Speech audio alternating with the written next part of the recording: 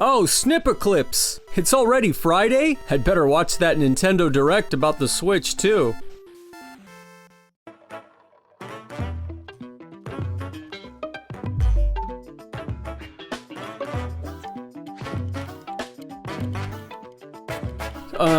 So what is this? Baby toys? Is this some kind of Lego thing? Oh, it's a logo. Nintendo Switch 2. You know, they've had 8 years, and the best name that they could come up with is Switch 2. I could have done better. The Nintendo Switch Blade Edition. More power, and it cuts the crap. But whatever. It's Switch 2. Hello everyone, I'm Koichi Kawamoto. And I'll be one. Come on, guys, you're selling a kid's toy here. Try smiling or something. Producer for Nintendo Switch 2. Takuhiro. Whoa, never mind. Let's forget about the smiling and go on to the first game.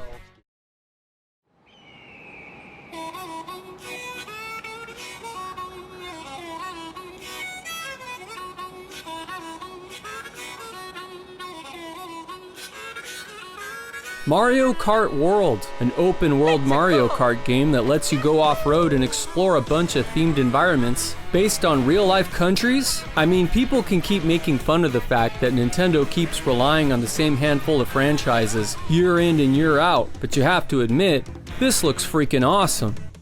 Mario Kart World.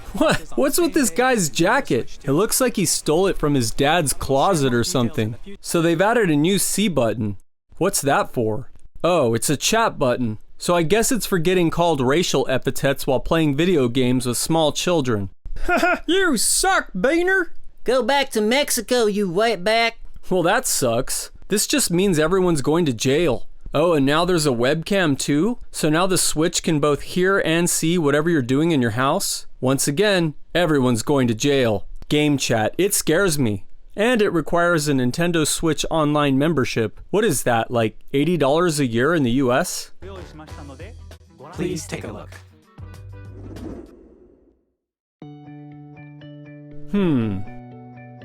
At 7.9 inches, Switch 2 has a bigger built-in screen. So the LCD screen is bigger, and now it has 1080p resolution. Well, that's pretty cool, but I guess it's even less portable now, because I can't even fit the current Switch in my pocket. Where am I supposed to put the new one?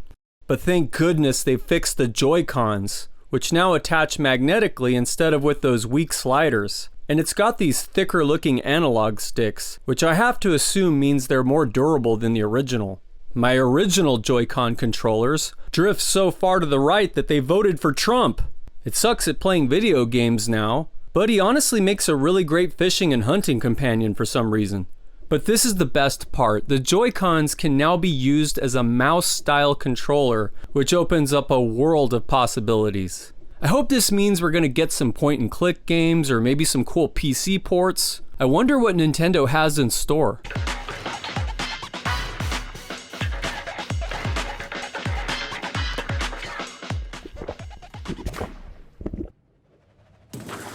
They're making a wheelchair basketball game using the mouse controls? Not what I or anyone else was asking for, but bold. Kampai to you, you wild Japanese scamps.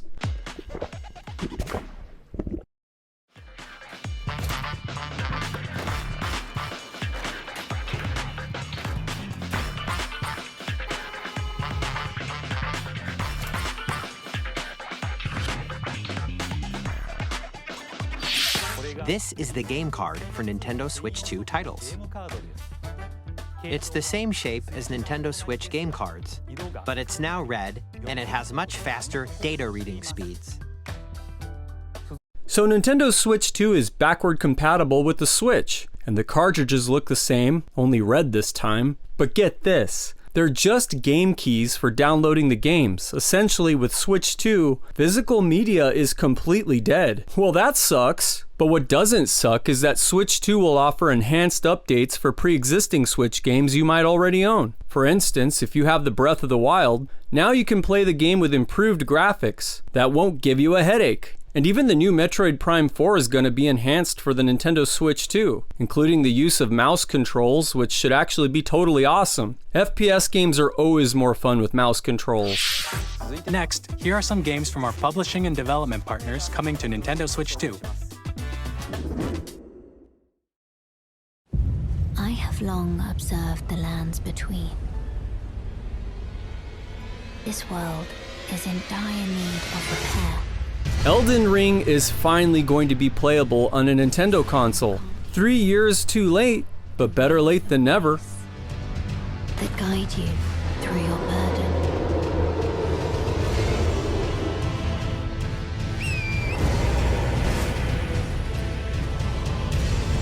I have no doubt you will become Elden Lord.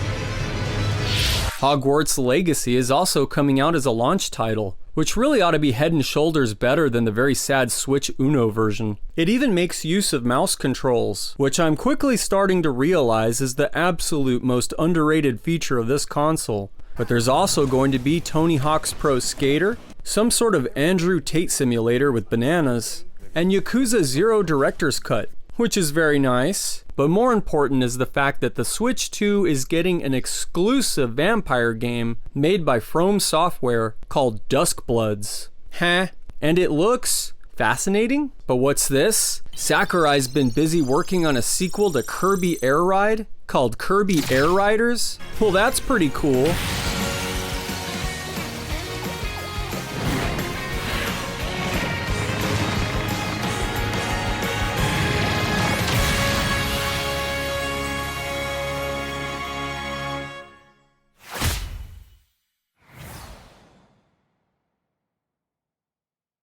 And it looks like Mr. Miyamoto's been very busy because Nintendo is also going to drop a brand new 3D Donkey Kong game called Donkey Kong Bananza that looks like it will be the biggest and baddest Donkey Kong game ever made, with the gimmick being that Donkey Kong is just one tough bastard that can tear through the game environments like a complete psychopath. He can smash through floors, rip through walls, toss boulders, and basically just crush virtually everything in front of him. It's absolutely crazy looking, and safe to say that Donkey Kong Bananza is probably going to be the chief reason to pay at least $450?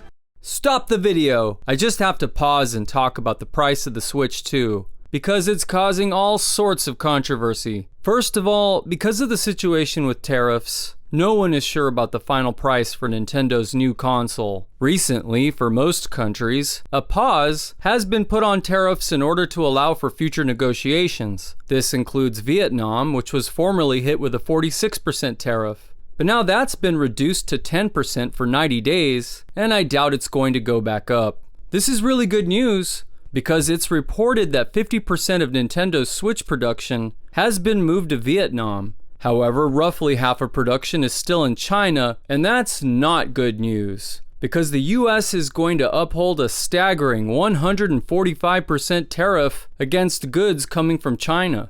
In response, China has imposed a 125% tariff on goods coming from the United States. This is bad news for Nintendo fans because the other 50% of Switch consoles are supposed to be coming out of China, and therefore it's likely that the initial $450 price estimate for Switch 2 is going to go up a lot. Though no one really knows for sure. Reasonable estimates are that Switch 2 could ultimately cost between $550 and $650. $600? That's like PlayStation prices. It is. And it has people online really mad. What's got people even madder are the prices for the games, which are gonna be between $70 and $90. $80 games? That's like Nintendo 64 prices. They most certainly are. Yes, video games are getting more expensive, and people are pissed, but I don't think we need to worry that much about it. After all, many of us remember a time when video games were even more expensive, relatively speaking, and people only personally owned a few. And there were a myriad of other things to do with one's time, many of them being outside.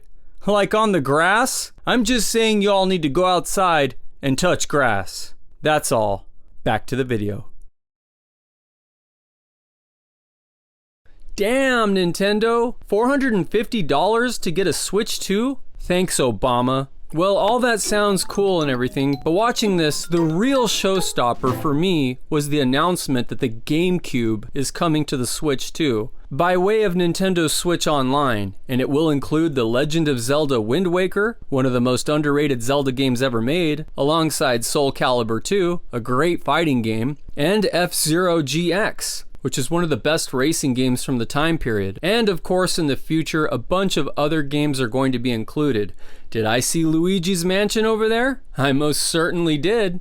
Now that's just awesome. The GameCube was peak Nintendo, and it's going to be available at launch. Mi piace.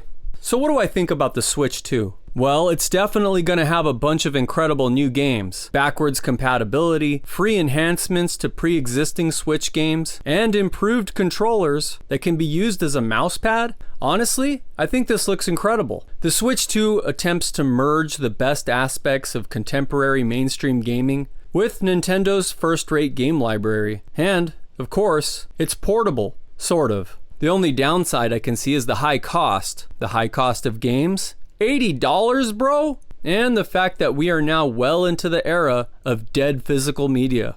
Nintendo Switch 2 launches on June 5th. Hey, that's pretty soon, but good luck getting around those scalpers. So what do you all think about the Switch 2? Let us know all about it in the comments. And as always, thank you very much for watching Creative Cat Productions. Bye bye now.